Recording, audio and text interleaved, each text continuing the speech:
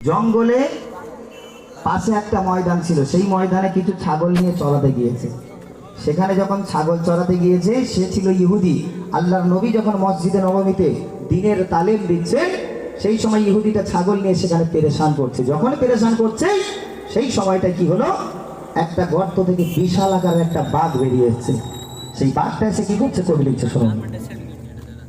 চলো। মোর নবীর কত সম্মান দিয়েছেন রহমান, নবীর কত সম্মান দিয়েছেন রহমান। সৃষ্টি কুলে সবাই যতে জানাবে গান, মোর নবীর কত সম্মান দিয়েছে রহমান। কবি লিখছে, শুনুন।